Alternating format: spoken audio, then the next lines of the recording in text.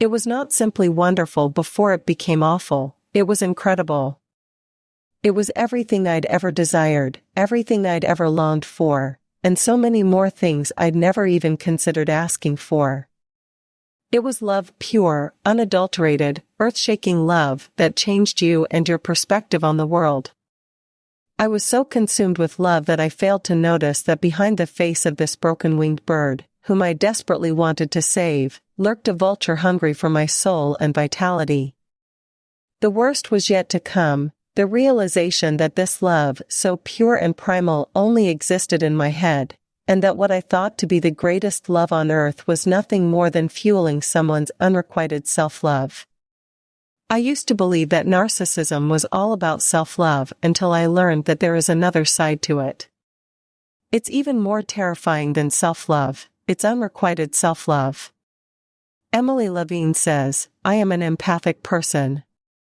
And I had a narcissistic relationship. In some ways, he fell in love with me as well. However, this path proved destructive and fatal. Being in a relationship with a narcissist is one of the most dangerous and detrimental things you can do.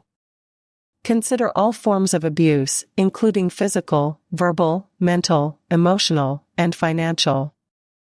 Consider the terms manipulation and exploitation. Consider the terms gaslighting, humiliation, and disrespect. Consider multiplying that by 1,000. Yes, you're almost there. Empaths frequently become engaged with narcissists, and as unlikely as their relationship may appear, these diametrically opposed personalities are drawn to each other like moths to a flame, their collision tragic and unavoidable for the empath. What is the source of these dynamics? Let's have a look at empathy. Let us now consider a narcissist. And there's an undeniable attraction between them. For the sake of clarity, and based on my own personal experience, I'll refer to the narcissist as he and the empath as she, albeit it can also be the other way around. Who is the empath, exactly? Empaths are persons who are exceptionally sensitive to the emotions of those around them and have the ability to know what others are thinking and feeling. They are sensitive, caring, nurturing, generous, and big-hearted. They have outstanding emotional intelligence and are highly intuitive.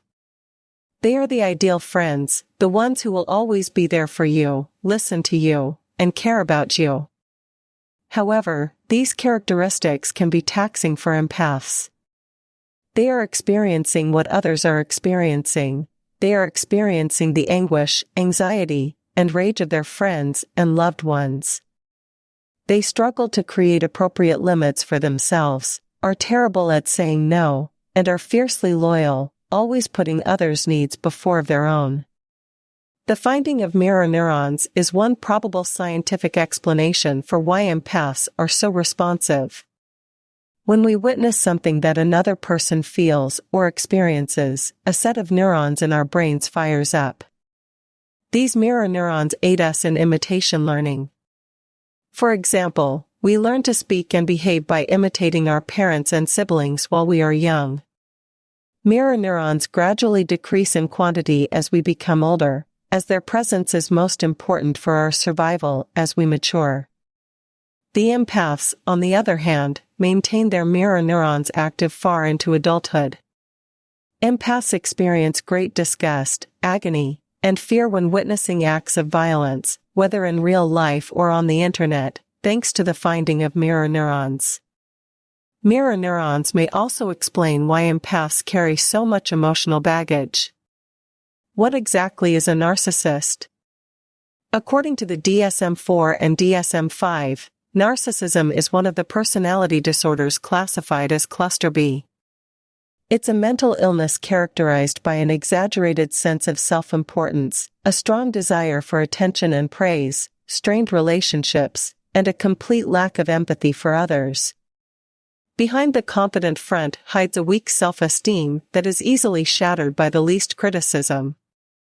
Various traumas, childhood abuse, neglect, and even genetic susceptibility can all contribute to the disease.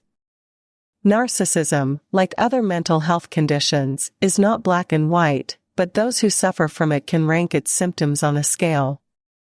Healthy narcissism is defined as the required level of self-love and selfishness to be able to live life to the fullest without being a people pleaser. A selfish, entitled individual, who is usually just your average garden variety jerk, can be found on the lower end of the scale. On the other end of the spectrum, in the case of narcissistic personality disorder, there is an emotionally and morally damaged individual who is self-centered, terribly indifferent and cruel, and incapable of empathy for others, but who hides behind the facade of a charming and attractive guy. Attraction. Attraction is a term used to describe the attraction between two people. It doesn't seem logical that two such persons would be attracted to each other in the first place. Regardless, it occurs. Why does he find her attractive? From the narcissist's perspective, it's clear to see why the empath appeals to him. The empath is everything he will never be: kind, compassionate, supporting, and steady. The empath is a person who listens, understands, and is emotionally available. For the narcissist, this is paradise. It's like winning the lottery. An empath is full of love, cares about others, wants to help, and wants to give and give and give because it makes her happy. And this is what the narcissist desires: to be loved, cared for, assisted, and to take. He must go to great lengths to fill the vacuum in his heart. But what is it that draws her to him? This has two layers to it. The narcissist appears to be kind, amusing, and attractive. He exudes an overwhelming charm. He exudes a tremendous energy. On every level, he is quite intense. He's demonstrating his own irresistibility, telling everyone how amazing he is, and how beautiful she is at every turn.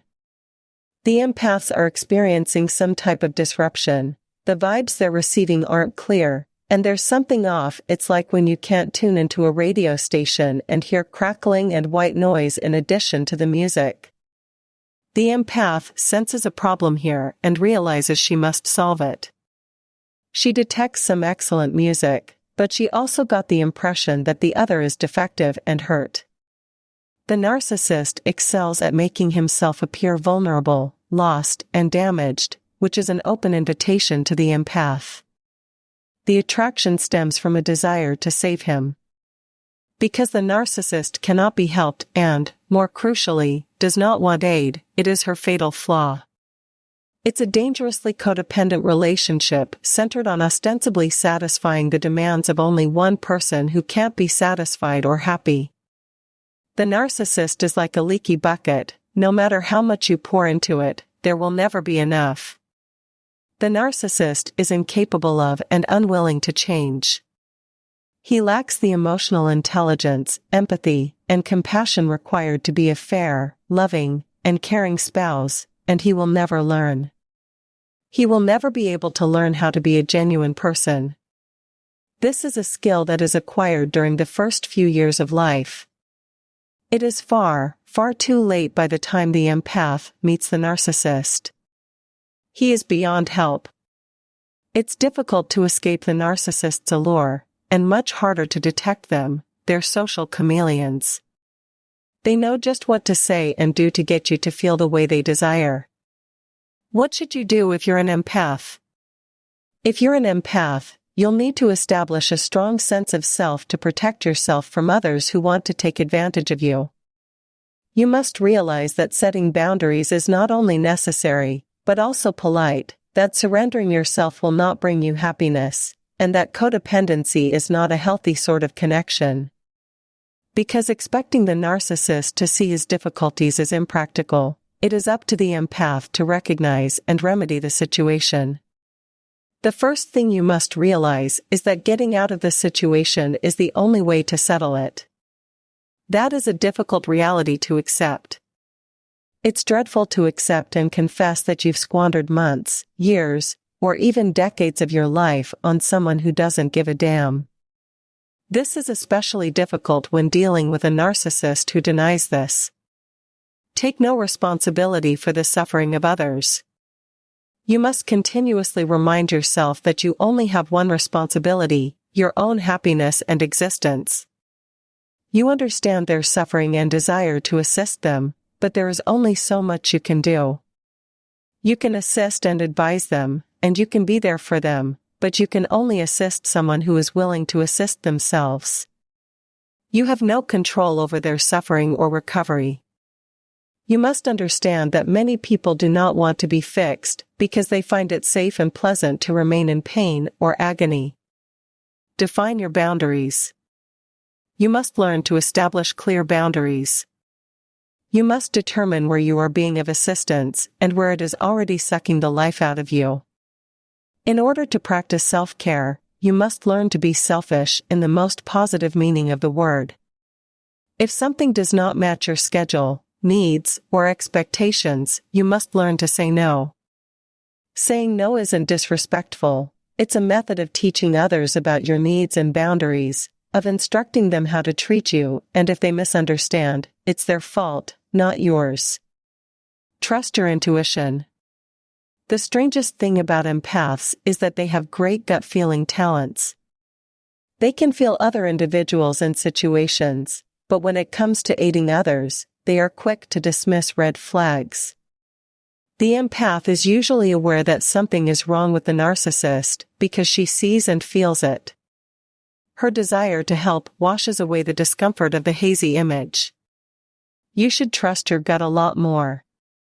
You should give yourself more credit for your own suspicions and feelings. Consider how many times your intuition has failed you.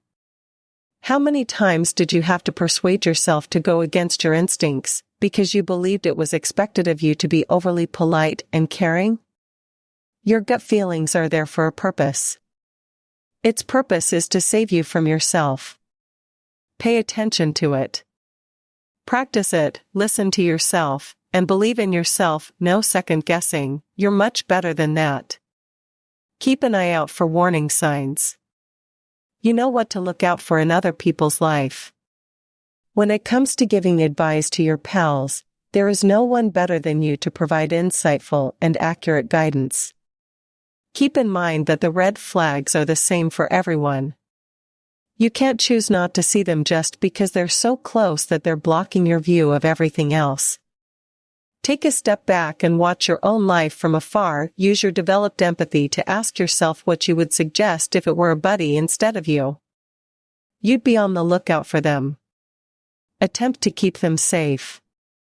Acquire the ability to walk away. Walking away from harmful settings is the most difficult thing. And it has nothing to do with your ego or dignity. It's because you believe you've fallen short. You didn't help them, you didn't save them, and you didn't honor your promises. The second best thing you can do is walk away. The first is to avoid walking in such a circumstance, but this requires a great deal of learning, as well as work on your self-esteem and limits. You must understand that your worth is unrelated to your ability to assist and save others. Your gift is compassion, not a one-sided effort to save someone who refuses to be saved in the first place. Being sensitive to other people's feelings is a gift, and you should value it as something that makes you a wonderful, generous person. Trust your instincts. Allow yourself to be guided by your feelings and intuition. Recognize and understand the red signs. If you find yourself in a toxic relationship, simply get up and leave. Thanks for watching this video. Don't forget to like and subscribe. If there is anything that needs to be discussed, write in the comments column below.